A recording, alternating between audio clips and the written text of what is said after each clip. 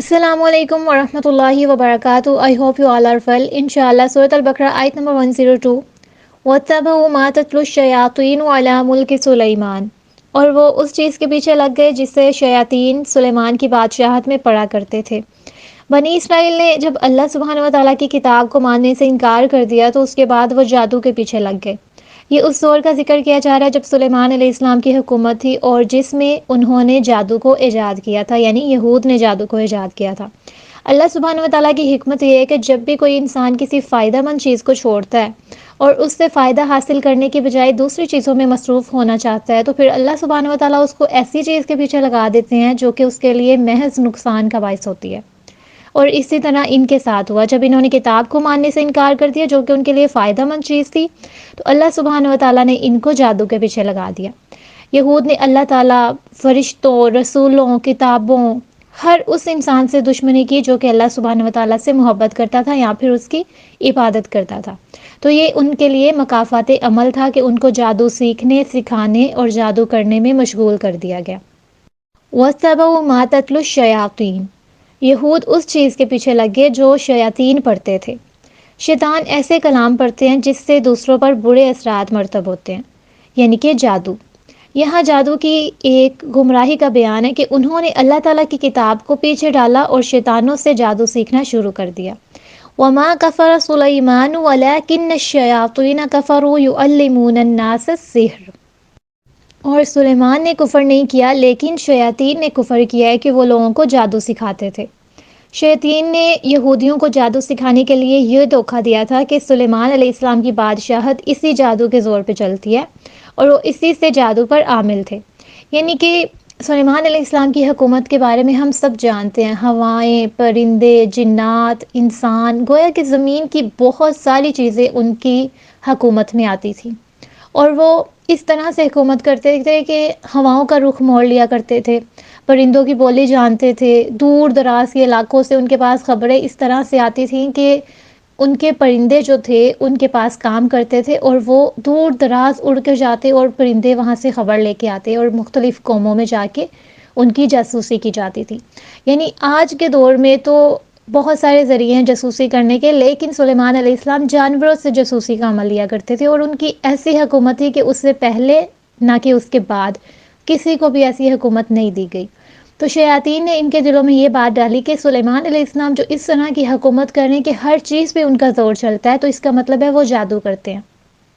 لیکن اللہ سبحانہ و تعالیٰ نے واضح فرمایا ہے کہ سلیمان علیہ السلام نے کفر نہیں کیا، یعنی انہوں نے قطعاً جادو نہیں سیکھا. اللہ تعالیٰ نے سلیمان علیہ السلام کو جادو سے مبرہ، یعنی کہ اس چیز سے ہٹ کر قرار دیا. اسی طرح اللہ سبحانہ و تعالیٰ ان کی طرف سے صفائی دے رہے ہیں، اللہ کو ضرورت نہیں ہے، لیکن جب لوگ گمراہ ہو رہے ہوں تو ان کی اصلاح کے لیے اللہ سبحانہ و تعالیٰ واضح چیزوں کو بیان کرتے ہیں. وَلَٰكِنَّ الشَّيَاطِينَ كَفَرُوا.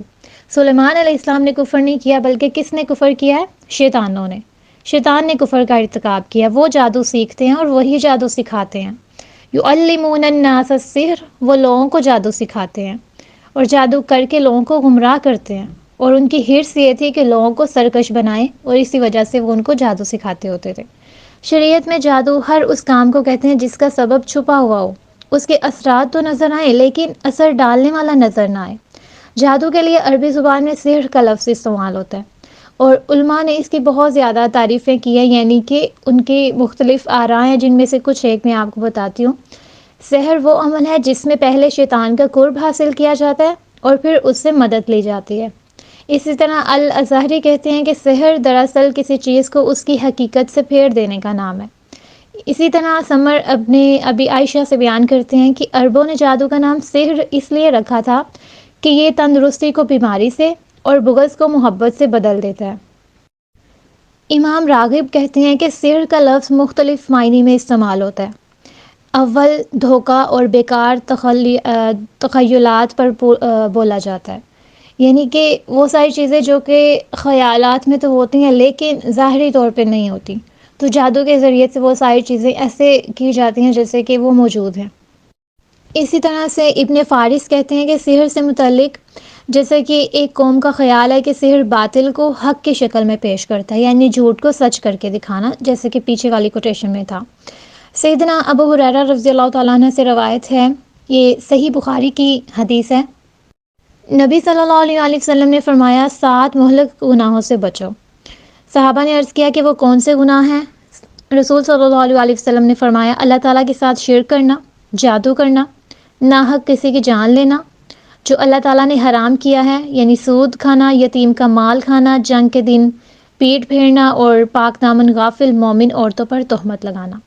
یہ سارا کچھ اللہ سبحانہ وتعالیٰ نے حرام کیا ہے۔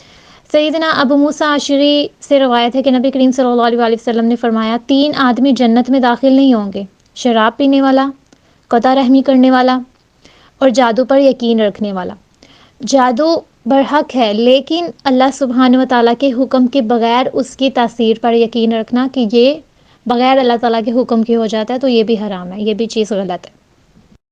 اسی طرح ابن ماجہ کی روایت ہے کہ جادوگر اور کاہن کے پاس جانے والا اس شریعت کا انکار کرتا ہے جو محمد صلی اللہ علیہ وآلہ وسلم لے کر آئے ہیں۔ سیدنا عمران کہتے ہیں کہ رسول صلی اللہ علیہ وآلہ وسلم نے فرمایا وہ شخص ہم میں سے نہیں ہے جو بدفعلی کرے یا اس کے لیے بدفعلی کی جائے، یا جو کہانت کرے یا اس کے لیے کہانت کی جائے، یا جو جادو کرے اور اس کے لیے جادو کیا جائے، اور جو شخص کسی کاہن کے پاس گیا اور اس نے اس بات کی تصدیق کی تو اس نے محمد صلی اللہ علیہ وآلہ وسلم پر نازل شدہ شریعت کا انکار کیا۔ یعنی کہ ہم لوگ فال نکالتے ہیں، شگون لیتے ہیں، اور فال نکالنے کے مختلف طریقے ہو سکتے ہیں، کسی کے پاس جانا، ہاتھ دکھانا، ماتھا دکھانا، لکیریں دکھانا، کچھ بھی ہو سکتا ہے، بہت ساری چیزیں معاشرے میں عام ہیں۔ تو جس کسی نے بھی اس طرح سے کسی سے فال نکلوائی یا شگون لیا تو نبی کریم صلی اللہ علیہ وآلہ وسلم اس کے بارے میں کیا کہتے ہیں؟ وہ ہم میں سے نہیں ہے، اس کا ہم سے کوئی تعلق نہیں ہے۔ اس میں وہ ساری چیزیں آ جاتی ہیں، کسی دن کو اچھا کہنا، کسی مہینے کو اچھا کہنا، کسی کو برا کہنا، کسی وقت کو برا کہنا، یا کسی انسان کو منحوس کہہ دینا، یہ ساری چیزیں اسی میں آتی ہیں۔ جادوگر واجب القتل ہے۔ امام ابن منذر فرماتے ہیں کہ جو شخص جب اس بات کا اعتراف کر لے کہ اس نے ایسے کلام کے ساتھ جادو کیا ہے جس میں کفر پایا جاتا ہے اور وہ اسے توبہ نہیں کرتا تو اسے قتل کر دینا واجب ہے۔ اسی طرح اگر دلیل سے بات ثابت ہو جائے کہ اس نے واقعتاً کفریہ کلام کے ساتھ جادو کا عمل کیا ہے تو اسے قتل کر دینا ضروری ہوگا، اور اگر ایسے کلام کے ساتھ جادو کیا ہو جس میں کفر نہیں پایا جاتا تو اسے قتل کرنا جائز نہیں ہوگا۔ ہاں، اگر جادوگر نے جادو کے عمل سے جان بوجھ کر دوسرے شخص کو ایسا نقصان پہنچایا جس سے قصاص واجب ہو جاتا ہے تو اس سے قصاص لیا جائے گا، اور اگر نقصان سے قصاص لازم نہیں آتا تو پھر اس سے دیت وصول کی جائے گی۔ اسی طرح ایک اور شخص بیان کرتے ہیں کہ سیدنا عمر رضی اللہ تعالیٰ عنہ کا فرمان ہے جسے انہوں نے اپنی وفات سے 1 سال پہلے لکھا تھا کہ ہر جادوگر کو قتل کر دو، لہٰذا ہم نے ایک ہی دن میں 3 جادوگروں کو قتل کیا۔ سیدنا کعب فرماتے ہیں، پورا نام ان کا جنزب بن کعب ہے، کہ انہوں نے ولید بن عقبہ کے پاس ایک جادوگر کو کرتب دکھاتے ہوئے دیکھا۔ جادوگر نے ایک آدمی کو ذبح کر کے اس کا سر تن سے جدا کر دیا اور پھر اسے اس کے سر کے ساتھ واپس جوڑ دیا۔ سیدنا جنزب بن کعب رضی اللہ تعالیٰ عنہ نے آگے بڑھ کر اس جادوگر کو قتل کر دیا۔ پھر یہ آیت تلاوت فرمائی، افتأتون السحر وانتم تبصرون، کیا تم اس کے جادو میں آتے ہو اور حالانکہ تم دیکھتے ہو؟ یعنی کہ جادو محض کیا ہے؟ نظروں کا دھوکہ۔ سیدنا حفصہ رضی اللہ تعالیٰ عنہ کے بارے میں منقول ہے کہ انہوں نے اس لونڈی کے قتل کا حکم دیا تھا جس نے ان پر جادو کیا تھا، لہٰذا اسے قتل کر دیا گیا تھا۔ یہود کا سلیمان علیہ السلام پر یہ الزام تھا کہ وہ جادو کرتے ہیں، اور اللہ سبحانہ و تعالیٰ نے اس الزام کو دھویا ہے۔ اللہ تعالیٰ کے کسی نبی کا یہ کام نہیں ہو سکتا کہ وہ کفر کرے، کیونکہ جادو کرنا کفر ہے۔ اسلام نے جادو سیکھنے اور اس پر عمل کرنے کو کفر اس لیے قرار دیا ہے کہ ہر وقت کا نفع اللہ سبحانہ و تعالیٰ سے طلب کیا جائے، اور ہر وقت کے نقصان سے بچنے کے لیے اللہ سبحانہ و تعالیٰ کی ہی طرف رجوع کیا جائے، کیونکہ اللہ سبحانہ و تعالیٰ خالق ہے، اور اس کائنات میں ہر کام اس کے حکم کے مطابق ہوتا ہے، اس کی مشیت سے ہوتا ہے۔ وما اور جو انزل علی الملکین نازل کیا اللہ سبحانہ و تعالیٰ نے کس پر؟ 2 فرشتوں پر، ببابل ہاروت و ماروت، ہاروت پر اور ماروت پر۔ یہودیوں نے اس جادو کی پیروی کی جو کہ عراق کے شہر بابل میں 2 فرشتوں ہاروت اور ماروت پر نازل کیا گیا تھا۔ ان فرشتوں کو اللہ سبحانہ و تعالیٰ نے اپنے بندوں کو آزمائش کے لیے نازل کیا تھا۔ یہ فرشتے لوگوں کو جادو سکھاتے تھے. ہر شخص اسی چیز کی طرف مائل ہوتا تھا جس سے اس کو خود محبت ہوتی تھی، جو وہ خود سیکھنا چاہتا تھا. انہیں جادو سے رغبت تھی، کلام سے نہیں تھی. یعنی وہ فرشتے تو آئے تو کلام کو سکھانے کے لیے تھے، مگر انہوں نے اسے جادو سیکھنا شروع کر دیا. اس لیے اللہ سبحانہ و تعالیٰ نے ان کے لیے جادو کا راستہ آسان کر دیا، کیونکہ انسان کے لیے وہی ہے جس کی وہ کوشش کرتا ہے. اللہ سبحانہ و تعالیٰ نے انسان کو یہ اختیار دیا ہے کہ وہ جس راستے کی طرف چاہے چل سکتا ہے. اس میں اللہ سبحانہ و تعالیٰ کو ہم الزام نہیں دے سکتے کہ اگر اللہ نہ چاہتا تو ایسا نہ ہوتا. یہ شیطان کا رویہ، ابلیس کا رویہ. اسی نے کہا تھا نا کہ اگر اللہ تعالیٰ آدم کو پیدا نہ کرتے تو میں گمراہ نہ ہوتا. اسی طرح ہم اپنا گناہ اللہ تعالیٰ کے سر نہیں ڈال سکتے یہ کہہ کر کہ اگر اللہ تعالیٰ نہ چاہتا تو میں نہ کرتا. نہیں، اللہ سبحانہ و تعالیٰ نے اختیار دیا ہے ہمیں. وَمَا يُعَلِّمَانِ مِنْ أَحَدٍ حَتَّى يَقُولَا إِنَّمَا نَحْنُ فِتْنَةٌ وَلَا تَكْفُرْ. ان فرشتوں نے واضح طور پہ کہا تھا کہ ہم جادو سکھانے کے لیے نہیں آئے. انہوں نے لوگوں کو بتایا تھا کہ ہم آزمائش میں ہیں، چنانچہ تم لوگ کفر نہ کرو. ہاروت اور ماروت انسانوں سے خیر خواہی کرتے تھے. اس وقت تک کوئی چیز نہیں سکھاتے تھے جب تک یہ واضح نہ کر دیتے کہ ہم آزمائش ہیں اور آپ کفر نہ کرو. یعنی وہ جادو سیکھنے سے روکتے تھے، انہیں جادو کی حقیقت سے آگاہ کرتے تھے کہ جادو کرنا حق نہیں ہے بلکہ یہ کفر ہے. شیاطین کا جادو سکھانا گمراہ کرنے کے لیے تھا اور فرشتوں کا جادو سکھانا آزمائش کے لیے تھا. یہودی اس جادو کے پیچھے لگ گئے جس کے لیے شیاطین نے انہیں قائل کیا تھا اور فرشتوں نے انہیں سکھایا تھا. جب وہ جادو سیکھنے لگے تو انہوں نے وہ سارے علوم چھوڑ دیے تھے جو انبیاء کرام لے کر آئے تھے اور شیطان کی طرف راغب ہو گئے تھے. یعنی انہوں نے اپنی کتاب، اپنی شریعت، ہر چیز کو پیچھے ڈال کے صرف اپنا مشغلہ بنا لیا تھا کہ ہم جادو سیکھیں گے. یہاں سے ہمیں ایک چیز سمجھ آتی ہے کہ فرشتوں کے ذریعے سے یہ چیز واضح کر دی گئی کہ جادو اور معجزے میں فرق ہوتا ہے. انہوں نے سلیمان علیہ السلام پہ الزام لگایا تھا نا کہ آپ کی جو حکومت ہے یہ ساری جادو کی بنا پر ہے. تو اللہ تعالیٰ ان کو بتا رہے ہیں کہ یہ میری طرف سے ہے. یہ سلیمان علیہ السلام کے اوپر اللہ سبحانہ و تعالیٰ کی انعامات ہیں، رحمتیں ہیں، برکتیں ہیں. اور سلیمان علیہ السلام ان سب کو اللہ سبحانہ و تعالیٰ کے ساتھ ہی منسوب کیا کرتے تھے. لیکن ان لوگوں نے جادو سیکھا اور جادو کرنے میں اور سلیمان علیہ السلام کے پاس جو کچھ موجود تھا ان دونوں میں بہت زیادہ فرق تھا. ان کو فرشتوں کے ذریعے یہ واضح کرنا مطلوب تھا کہ جادو کا علم اللہ سبحانہ و تعالیٰ کی طرف سے ان فرشتوں کو عطا کیا گیا. فرشتے ان لوگوں کے لیے امتحان لے کر نازل کیے گئے ہیں اور اس کا مقصد یہی ہے کہ لوگوں کو بتایا جائے کہ تم کس حد تک اپنی اصل سے گر چکے ہو، تم کس چیز میں اب پڑ چکے ہو. تم لوگ تو گھرانے توڑنا چاہتے ہو. کیونکہ انہوں نے ان سے کیا سیکھا تھا جو کہ دو لوگوں کے درمیان نفرتیں پیدا کرتا. فَيَتَعَلَّمُونَ مِنْهُمَا مَا يُفَرِّقُونَ بِهِ بَيْنَ الْمَرْءِ وَزَوْجِهِ. اور ان دونوں سے وہ چیزیں سیکھتے تھے جس سے شوہر اور بیوی کے درمیان جدائی ڈالی جاتی تھی. شوہر اور بیوی میں جدائی ڈالنے کی کوششیں ان کی اخلاقی زوال کی نشاندہی کرتی ہیں. کیونکہ آپ دیکھیں کہ جو ازواجی تعلق ہوتا ہے وہ ایک جڑ ہوتی ہے اور وہ شخص بدترین ہے جو اس تعلق کو، اس جڑ کو کاٹنے کی کوشش کرتا ہے. اللہ سبحانہ و تعالیٰ سورۃ الروم آیت نمبر 21 میں فرماتے ہیں، اور اس کی نشانیوں میں سے ہے کہ اس نے تمہارے لیے جنس سے، یعنی تمہاری ہی جنس سے بیویاں پیدا کی تاکہ تم ان سے سکون حاصل کر سکو، اور اس نے تمہارے درمیان محبت اور رحمت رکھ دی ہے. انسانوں میں نفرت پیدا کرنا، پھوٹ ڈلوانا، نقصان پہنچانا، یہ ساری چیزیں جادو کے ذریعے سے ہوتی ہیں. اور جادو کا مقصد بھی یہی ہوتا ہے. کون بندہ ہے جو اچھی چیز کے لیے جادو کرتا ہے؟ نہیں، وہ کسی ایک جگہ پہ تو اپنا فائدہ دیکھ رہا ہے لیکن وہ باقی بہت ساری زندگیوں کو اس کے ساتھ تباہ کر دیتا ہے. باقی بہت سارے لوگ اس سے متنفر ہو جاتے ہیں. ان ساری چیزوں کے پیچھے جو ایک چیز سمجھ میں آتی ہے وہ یہ ہے کہ جب انسان کا اللہ سبحانہ و تعالیٰ پہ یقین نہیں ہوتا نا، اور اس کو کوئی چیز جلدی چاہیے ہوتی ہے اور اللہ سبحانہ و تعالیٰ اس کو وہ چیز ایٹ دا اسپاٹ نہیں دے رہی، اس ٹائم اس کو نہیں مل رہی، تو وہ دوسری راہ اختیار کرتا ہے. اور انسان جب اپنے رب سے دور ہوتا ہے تو پھر شیطان کے قریب چلا جاتا ہے. یعنی وہ رحمت سے دور ہو جاتا ہے اور لعنت کے قریب ہو جاتا ہے. جو شخص شیطان کے راستے پہ چلتا ہے وہ بد نصیب کہلاتا ہے. اور جو رب رحمان کی رضا کا طالب ہوتا ہے وہ اللہ تعالیٰ کے دوستوں میں شامل ہو جاتا ہے. جیسے کہ سورہ یونس آیت نمبر 62 سے 64 تک اللہ سبحانہ و تعالیٰ کیا فرماتے ہیں، سن لو بلا شبہ اللہ تعالیٰ کے دوستوں پر نہ تو کوئی خوف ہوگا اور نہ ہی وہ غمگین ہوں گے. جو لوگ ایمان لائے اور وہ اللہ سبحانہ و تعالیٰ سے ڈرے ان کے لیے دنیا کی زندگی میں بھی اور آخرت کی زندگی میں بھی خوشخبری ہے.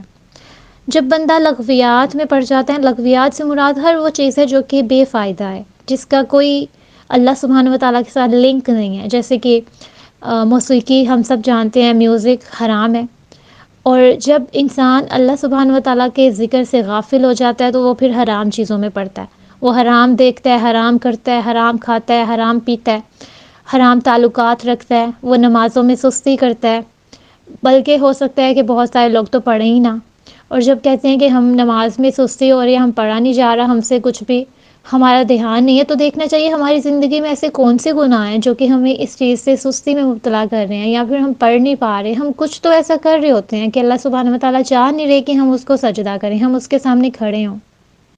اسی طرح ایسی محفلوں میں جانا جو کہ اللہ سبحانہ و تعالیٰ کو پسند نہیں ہے، ان ساری چیزوں کو لے کے جب انسان یہ سوچتا ہے تو پھر وہ پتہ ہے کہاں تک جاتا ہے، وسوسات تک۔ انسان کی زندگی میں اگر اس طرح کے گناہ ہوں، میوزک وہ عام روٹین پہ سنے، جھوٹ وہ عام روٹین پہ بولے، نماز وہ نہ پڑھے، اللہ تعالیٰ کا ذکر وہ نہ کرے، حرام میں وہ پڑا ہوا ہو، تو پھر اللہ سبحانہ و تعالیٰ اس کے اوپر وسوسات کو مسلط کر دیتے ہیں، فرشتے اس سے دور ہو جاتے ہیں اور شیطانوں کے حملوں کا امکان بڑھ جاتا ہے۔ عام روٹین پہ فرشتے ہماری حفاظت کر رہے ہوتے ہیں، ہمارے ایک ایک اعضاء پہ پتہ نہیں کتنے فرشتے اللہ سبحانہ و تعالیٰ نے ڈیوٹی پہ لگائے ہوئے ہیں جو ہماری حفاظت کرتے ہیں۔ جب شیطان ہمارے اوپر وسوسہ ڈالتا ہے تو ہمارے دل میں جو ایک اچھائی کا بیج آتا ہے نا، اچھائی کا بیج بویا ہوا ہوتا ہے اندر، اور جو ہمیں بتاتا ہے، جیسے فرض کریں آپ کو ابھی ابھی کوئی برا خیال آیا اور ساتھ ہی آپ نے کہا نہیں نہیں ایسا نہیں ہو سکتا، تو یہ فوراً سے فرشتے کی طرف سے ہوتا ہے۔ ایک خیال وہ ہوتا ہے جو کہ شیطان ڈالتا ہے اور دوسرا خیال وہ ہوتا ہے جو کہ فرشتے ڈالتے ہیں، اور جب آپ کے اوپر وسوسات کے حملے ہو رہے ہوں تو پھر سمجھ آئیں آپ کا فرشتہ آپ سے دور ہو گیا، آپ سے کوئی گناہ ہو گیا۔ ہر چیز جو آپ کی طرف مصیبت بن کے آتی ہے وہ آپ کی اپنے ذات کی وجہ سے آتی ہے، آپ کے اپنے گناہوں کی وجہ سے آتی ہے، اس لیے سب سے پہلے ہمیں اپنی ذات کو دیکھنا ہے کہ ہم نے تو کچھ ایسا نہیں کر دیا تھا۔ اللہ سبحانہ و تعالیٰ سورۃ الزخرف آیت نمبر 37 اور 37 میں 36 اور 37 میں فرماتے ہیں، اور جو شخص رحمان کے ذکر سے اندھا بن جاتا ہے ہم اس کے لیے ایک شیطان مقرر کر دیتے ہیں، چنانچہ وہی اس کا ساتھی بن جاتا ہے، اور بلا شبہ یقیناً وہ انہیں ضرور راہ حق سے روکتے ہیں اور وہ سمجھتے ہیں کہ یقیناً وہ سیدھے راستے پہ چل رہے ہیں۔ یعنی اگر ہمیں کوئی اصلاح کی نیت سے بلائے اور ہمیں کہے کہ فلاں چیز نہیں کرو، اللہ سبحانہ و تعالیٰ نے اس سے منع کیا، تو ہم کہتے ہیں جاؤ جاؤ پہلے خود کو دیکھیں میں ٹھیک ہوں، یہ آیت ان لوگوں کے لیے فٹ آتی ہے۔ صفیہ بنت حیش رضی اللہ تعالیٰ عنہ بیان کرتی ہیں کہ رسول صلی اللہ علیہ وسلم نے فرمایا، بے شک شیطان انسان میں خون کی طرح گردش کرتا ہے، اور یہ صحیح بخاری کی حدیث ہے۔ عبداللہ رضی اللہ تعالیٰ عنہ نے روایت کی ہے نبی کریم صلی اللہ علیہ وسلم سے کہ انہوں نے فرمایا، ایک ایسے شخص کا ذکر کیا جو کہ صبح ہونے تک سویا رہتا ہے، تو آپ صلی اللہ علیہ وسلم نے فرمایا یہ وہ شخص ہے جس کے کانوں میں یا پھر کان میں شیطان پیشاب کر دیتا ہے۔ یعنی جو شخص فجر کی نماز کے لیے نہیں اٹھتا اور وہ سورج نکلنے تک سویا پڑا ہوا ہے تو شیطان اس کے کان میں پیشاب کر کے جاتا ہے، اس کے کان شیطان کا باتھ روم ہے۔ اسی طرح صحیح مسلم کی ایک روایت ہے کہ جب تم میں سے کسی آدمی کو نماز میں جمائی آئے تو تمہیں چاہیے کہ جس قدر ہو سکے اسے روکو، ایسا نہ کرنے کی وجہ سے شیطان اندر داخل ہو جاتا ہے، یعنی نماز میں خلل ڈالتا ہے، وسوسات کو پیدا کرتا ہے۔ وَمَا هُمْ بِضَارِّينَ بِهِ مِنْ أَحَدٍ إِلَّا بِإِذْنِ اللَّهِ، حالانکہ وہ اس کے ساتھ اللہ سبحانہ و تعالیٰ کے اذن کے بغیر ان میں سے کسی ایک کو بھی ہرگز نقصان پہنچانے والے نہیں تھے۔ جادو اللہ سبحانہ و تعالیٰ کے حکم سے نقصان دیتا ہے۔ اذن کی دو اقسام ہیں، اذن قدری اور اذن شرعی۔ اذن قدری یہ ہے کہ جو اللہ تعالیٰ کے حکم سے یعنی اس کی مشیت سے متعلق ہے، جیسے کہ اس آیت میں ہم نے پڑھا کہ اللہ سبحانہ و تعالیٰ جب حکم دیں گے تب بھی ہوگا، اور دوسرا اذن شرعی جیسا کہ پچھلی آیت میں ہم نے پڑھا تھا، فَإِنَّهُ نَزَّلَهُ عَلَىٰ قَلْبِكَ بِإِذْنِ اللَّهِ، سورہ بقرہ آیت نمبر 97 میں۔ اس آیت اور پچھلی آیت سے ہمیں کیا پتہ چلتا ہے کہ کوئی بھی چیز ہمیں اس وقت تک نقصان نہیں دے سکتی، کسی بھی چیز کی تاثیر اس وقت تک ہم پر حملہ نہیں کر سکتی جب تک اللہ سبحانہ و تعالیٰ نہیں چاہیں گے۔ اگر اللہ رب العزت چاہے گا تو ہم پہ جادو ہوگا، اگر وہ نہیں چاہے گا تو پھر کوئی رات دن چلے کاٹتا رہے، جتنے مرضی منتر پڑھ لے، جتنے مرضی پھونکے مار لے، جتنے مرضی شیطانوں کو لگا دے، وہ جادو نہیں کر سکتا۔ اللہ سبحانہ و تعالیٰ کے حکم کے بغیر ایک پتا بھی نہیں گرتا، تو جادو کیسے ہو سکتا ہے جو کہ دوسرے انسان کو تباہ کر سکتا ہے؟ اور اس سے بچنے کے لیے ہمارے پاس بہت ساری چیزیں ہیں جو کہ اللہ سبحانہ و تعالیٰ نے ہمیں بتائی ہیں۔ اللہ سبحانہ و تعالیٰ نے ہر چیز کو دو طرح سے پیدا کیا ہے، مثبت بھی ہے اور منفی بھی ہے، یعنی پازیٹیو اور نیگیٹو۔ اور جادو کا جو نیگیٹو پہلو ہے وہ سب سے زیادہ غالب رہتا ہے۔ اس کے اسی طرح کے اثرات ہوتے ہیں، جیسے زہر کھانا حرام ہے، اسی طرح جادو حرام ہے۔ جادو ایسے گھروں اور ایسے دم اور ایسے الفاظ کا نام ہے جس میں بولا جاتا ہے یا پھر لکھا جاتا ہے۔ یہاں جادوگر ایسا عمل کرتے ہیں جس سے اس شخص کا بدن یا پھر دل یا پھر عقل متاثر ہوتی ہے، اور جس پر جادو کرنا مقصود ہو اور جادو واقعتاً اثر رکھتا ہے اور اس انسان پر اثر ہو جاتا ہے۔ جادو سے کسی انسان کو قتل بھی کیا جا سکتا ہے، بیمار بھی کیا جا سکتا ہے، بیوی کو اس کے شوہر سے دور کیا جا سکتا ہے، اور ان کے درمیان جدائی ڈالی جا سکتی ہے، ان کے دلوں میں ایک دوسرے کے لیے نفرت بھی ڈالی جا سکتی ہے اور محبت بھی ڈالی جا سکتی ہے۔ اسی طرح کسی اور عورت یعنی کسی اور کی بیوی اور کسی اور کا شوہر، ان دونوں کے درمیان بھی محبت ڈالی جا سکتی ہے۔ یعنی اپنے اپنے پارٹنرز کے خلاف کرنا ہے نا، جادو کا سب سے زیادہ استعمال ہوتا ہی اس چیز کے لیے، گھروں کو توڑوانے کے لیے۔ حافظ ابن قیم رحمہ اللہ کہتے ہیں کہ جادو خبیث روحوں کے اثر سے ہوتا ہے، اس سے انسانی طبیعتیں متاثر ہوتی ہیں۔ رسول صلی اللہ علیہ وسلم پر بھی جادو کیا گیا تھا۔ سیدہ عائشہ رضی اللہ تعالیٰ عنہ سے بیان ہے کہ بنی زریق کے ایک شخص جو کہ یہودی تھا، اس نے رسول صلی اللہ علیہ وسلم پر جادو کر دیا، اور اس کی وجہ سے نبی کریم صلی اللہ علیہ وسلم کسی چیز کے متعلق خیال کرتے کہ آپ صلی اللہ علیہ وسلم نے وہ کام کر لیا، حالانکہ آپ نے وہ کام کیا ہی نہیں ہوتا تھا۔ پھر ایک دن راوی نے بیان کیا کہ ایک رات نبی کریم صلی اللہ علیہ وسلم میرے پاس تشریف لائے، وہ مسلسل دعا کر رہے تھے۔ پھر آپ صلی اللہ علیہ وسلم نے فرمایا، عائشہ تمہیں معلوم ہے کہ اللہ سبحانہ و تعالیٰ سے جو بات میں پوچھ رہا تھا اس نے مجھے اس کا جواب دے دیا۔ میرے پاس دو فرشتے یعنی جبرائیل علیہ السلام اور میکائیل علیہ السلام آئے، ایک میرے سر کی طرف کھڑا ہو گیا اور دوسرا میرے پاؤں کی طرف۔ ایک نے اپنے دوسرے ساتھی سے پوچھا، ان صاحب کی بیماری کیا ہے؟ دوسرے نے کہا، ان پر جادو ہوا ہے۔ اس نے پوچھا، کس نے جادو کیا؟ جواب دیا کہ لبید بن عاصم نے، وہی یہودی جس نے جادو کیا تھا۔ پوچھا، کس چیز میں؟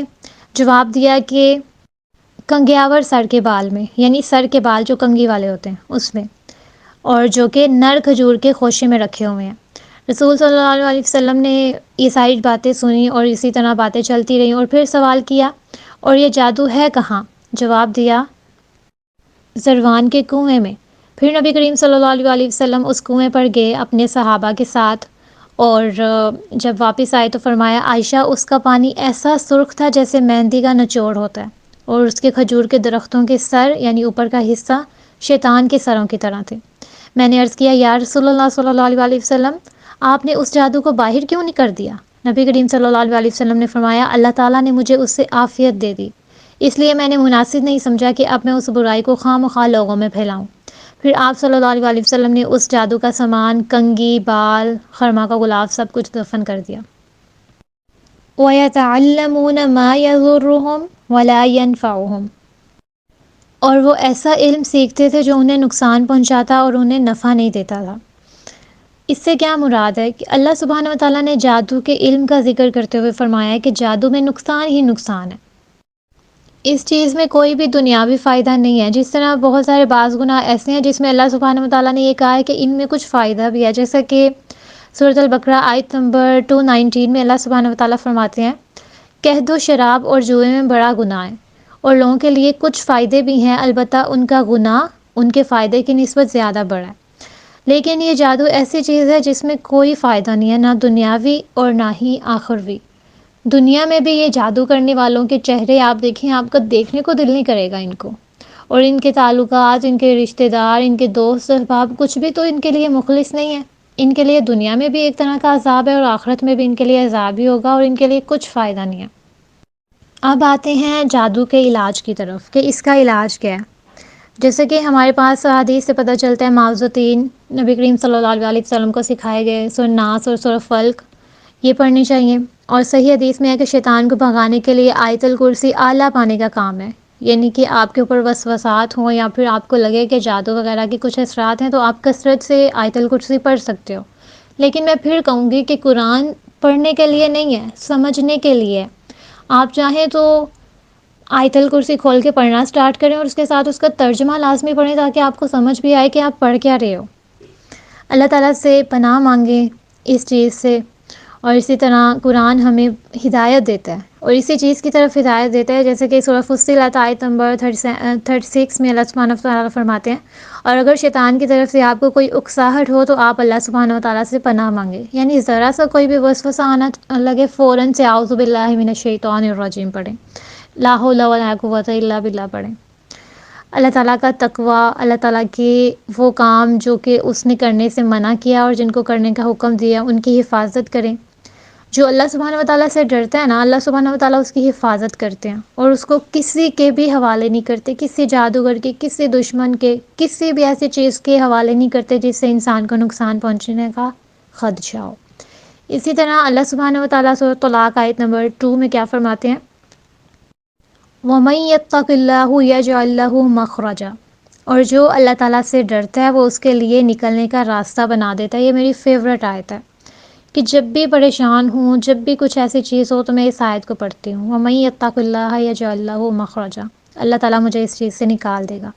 اور اگلا حصہ کیا ہے؟ وَمَن يَتَوَکَّلْ عَلَى اللَّهِ فَهُوَ حَسْبُهُ، جو کوئی بھی توکل کرنا چاہتا ہے نا، یقین کرنا چاہتا ہے نا، کسی پہ بھروسہ کرنا چاہتا ہے نا، تو وہ صرف اور صرف اللہ تعالیٰ کے ساتھ یہ ساری چیزیں، یہ ساری فیلنگز منسوب کر لے۔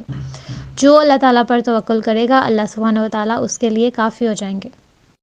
اسی طرح اللہ سبحانہ وتعالیٰ سورہ شعراء آیت نمبر 30 میں فرماتے ہیں وَمَا أَصَابَكُم مِّن مُّصِيبَةٍ فَبِمَا كَسَبَتْ أَيْدِيكُمْ، اور جو کوئی بھی تمہیں مصیبت پہنچتی ہے تو اس میں تمہارے ہاتھوں کا کمایا ہوا ہوتا ہے، یعنی اس کی وجہ کیا ہے؟ جو تم نے خود اپنے اعمال کیے ہیں اسی وجہ سے تم پہ ہر مصیبت آتی ہے۔ جادو، حسد، بلائیں، ان ساری چیزوں کو دور کرنے کے لیے صدقہ بہت زیادہ امپورٹنٹ ہے۔ آپ کہتے ہیں نا کہ کسی چیز پہ سونے کا سہاگا ہونا، تو صدقہ اسی طرح سے بلاؤں کو ٹالتا ہے۔ تو کثرت سے صدقہ کیا کریں، اپنی ڈیلی روٹین میں صدقہ کیا کریں، چاہے آپ پہ جادو نہیں بھی ہوا تب بھی آپ کو صدقہ کرنا چاہیے تاکہ دوسری چیزوں سے، دوسری مصیبتوں سے آپ کو اللہ سبحانہ وتعالیٰ محفوظ رکھے۔ اسی طرح کثرت سے قرآن پڑھنا، اور قرآن میں جیسے کہ سورہ بقرہ کے بارے میں آتا ہے کہ جس گھر میں اس کی تلاوت ہوتی ہے فرشتے اس گھر کی حفاظت کر رہے ہوتے ہیں، باہر ایک طرح سے سمجھ لیں کہ آپ نے گارڈز کھڑے کر دیے ہیں۔ تو کثرت سے آپ ان چیزوں کا اہتمام کریں، اپنے گھروں کو قبرستان نہیں بنائیں، یعنی وہ گھر قبرستان ہے جس میں قرآن کی تلاوت نہیں کی جاتی، اور قبرستانوں میں تو شیطان بسیرا کرتے ہیں۔ تو اپنے گھروں میں تلاوت کریں، اور آپ کے گھر میں کوئی ایسا شخص نہیں ہونا چاہیے جو کہ بے نمازی ہو، کیونکہ بے نمازی جس گھر میں ہوگا اس گھر میں بھی منحوسیت آتی ہے۔ تو آپ نے اپنے بچوں کو چھوٹے ہوتے ہی، اپنے بچوں کو جب وہ سمجھدار ہونے لگے ان کو وضو کرنا سکھائیں، ان کو نماز پڑھنا سکھائیں، چاہے ان کو کچھ نہیں آتا لیکن ان کو جائے نماز پہ کھڑا کریں، ان کے دل میں اس چیز کی محبت ڈالیں کہ ہم نے اسلام کو کیوں فالو کرنا ہے، ہمارے لیے یہ نماز، قرآن، صدقہ، یہ ساری چیزیں کیوں ضروری ہیں۔ چھوٹے ہوتے ہوئے ہی ان کے دلوں میں یہ چیزیں ڈالنا سٹارٹ کر دیں۔ اسی طرح سے صبح شام کے اذکار کی پابندی کرنا، باتھ روم میں داخل ہوتے ہوئے اس کی دعا پڑھنا، کیونکہ ناپاک جگہوں پر شیطان کا گھر ہوتا ہے نا، ان کا ٹھکانہ ہوتا ہے۔ تو اس لیے کوئی بھی مسلمان ہے اس کی موجودگی شیطان کو اپنے لیے غنیمت لگتی ہے اگر وہ اس کا شکار ہو جائے۔ رسول صلی اللہ علیہ وسلم نے فرمایا کہ بیت الخلاء میں جانے سے پہلے دعا پڑھا کرو، اور دعا کون سی ہے؟ اللہم انی اعوذ بک من الخبث والخبائث، کہ اے اللہ میں ناپاک جنوں اور جننیوں سے آپ کی پناہ مانگتا ہوں۔ اس طرح جادو نکلوانا، اس کو ختم کرنا، یہ تب ہی ممکن ہوتا ہے جب جادو واقعہ ہو جائے کہ آپ کو جادو کیا گیا ہے، پھر اس کا علاج کروایا جا سکتا ہے، اور یہ بھی پتہ ہونا چاہیے کہ جادو کس طرح سے ہوا ہے۔ لیکن اگر آپ کو سمٹمز کچھ فیل ہو رہے ہیں، آپ کی طبیعت ٹھیک نہیں ہے، تو سب سے پہلے ڈاکٹر کے پاس جائیں، اس کو دکھائیں، اور ڈاکٹر آپ کا اگر علاج نہ کر سکے اس کے بعد آپ سمجھ سکتے ہیں کہ آپ پہ جادو ہوا ہے، کیونکہ جب جادو ہوتا ہے تو وہ ڈاکٹر کو پتہ نہیں چلتا۔ آپ بیمار ہیں، آپ کو بہت تیز بخار ہے، لیکن ڈاکٹر کو آپ کی بیماری سمجھ میں ہی نہیں آ رہی کہ کیا ہوا ہے۔ آپ کے سر میں بہت درد ہے لیکن بیماری سمجھ میں ہی نہیں آ رہی کہ کیوں درد ہے۔ آپ کے جسم کے کسی حصے میں شدید پین ہے لیکن کسی ایکس رے میں، کسی چیز میں کچھ بھی نہیں آ رہا، اس وقت آپ پہ جادو ہوتا ہے۔ لیکن جادو محسوس تو ہوتا ہے کہ مجھے کچھ ہو رہا ہے، مجھے تکلیف ہے، لیکن اس کے اثرات نظر آئیں گے، وہ چیز نظر نہیں آئے گی کہ جو کہ ہے، موجود ہے۔ تو تب آپ وہم نہیں کرنا کہ مجھ پہ جادو ہو گیا اگر کہیں کچھ ہو گیا تو۔ سب سے پہلے واضح طور پر آپ کسی کو دکھائیں، ڈاکٹر پاس جائیں، اگر آپ کا علاج ہو رہا ہے تو ویل اینڈ گڈ، اور اگر ڈاکٹر کو سمجھ ہی نہیں آ رہا تو اس کے بعد آپ نے کسی کے پاس جانا ہے کہ آپ پہ جادو ہوا ہے. اور یہاں پھر جانے سے پہلے آئی تھنک سو آپ اگر اذکار کرتے ہیں، آپ اگر سورہ بقرہ پڑھتے ہیں، آیت الکرسی پڑھتے ہیں، معوذتین پڑھتے ہیں، تو آپ پہ اس کے اثرات ویسے ہی ختم ہو جاتے ہیں. جیسے کہ سعد بن ابی وقاص کہتے ہیں کہ رسول صلی اللہ علیہ وآلہ وسلم نے فرمایا جو شخص روزانہ چند اجوا کھجوریں کھا لے تو اس دن اور رات تک زہر اور جادو نقصان نہیں پہنچا سکتا. اس طرح ایک اور روایت میں آتا ہے کہ 7 کھجوریں، یعنی اجوا کھجور جو ہے 7 کی تعداد میں وہ کھا لے تو پھر اس پر نہ تو زہر اثر کرے گا اور نہ ہی جادو اثر کرے گا. ہم دیکھتے ہیں کہ اللہ سبحانہ و تعالیٰ کے کلام میں اور جادو میں کیا فرق ہے. اللہ تعالیٰ کا کلام زندگی بخشنے کے لیے آیا ہے، لیکن جادو سے زندگیاں برباد ہوتی ہیں. اللہ تعالیٰ کا کلام نفع بخش ہے، لیکن جادو سے ہمیشہ نقصان ہوتا ہے. اللہ سبحانہ و تعالیٰ کا کلام ہدایت ہے، سیدھے راستے کی طرف رہنمائی کرتا ہے، اور جادو سیدھے راستے سے دور لے کے جاتا ہے. اللہ تعالیٰ کا کلام پاک ہے، بلند مرتبہ ہے اور اس کو سیکھنا فرض ہے، لیکن جادو ناپاک کلام ہے اور اس کا سیکھنا حرام ہے. اللہ تعالیٰ کے کلام کو ماننے والے بلند کردار کے مالک ہوتے ہیں، اور جادو سیکھنے والے کرنے والے گھٹیا کردار کے مالک ہوتے ہیں. اللہ تعالیٰ کے کلام کو ماننے والا مومن ہے اور اس کے لیے جنت ہے. جادو کرنے والا کافر ہے اور اس کا ٹھکانہ جہنم ہے. وَلَقَدْ عَلِمُوا لَمَنِ اشْتَرَاهُ مَا لَهُ فِي الْآخِرَةِ مِنْ خَلَاقٍ وَلَبِئْسَ مَا شَرَوْا بِهِ. حالانکہ بلا شبہ وہ جانتے تھے کہ اس چیز کا آخرت میں کوئی حصہ نہیں ہے، لیکن پھر بھی انہوں نے اس چیز کو خریدا بھی انفسہم، اپنے جانوں کے لیے، یعنی اپنی ذات کے لیے انہوں نے کیا کیا، گھاٹے کا سودا کیا. لو کانوا یعلمون، کاش کہ وہ جانتے ہوتے کہ یہ کس طرح کی گمراہی ہے، کس طرح کا نقصان ہے. آگے والی آیت میں اللہ سبحانہ و تعالیٰ مزید کہتے ہیں وَلَوْ أَنَّهُمْ آمَنُوا وَاتَّقَوْا لَمَثُوبَةٌ مِّنْ عِندِ اللَّهِ خَيْرٌ.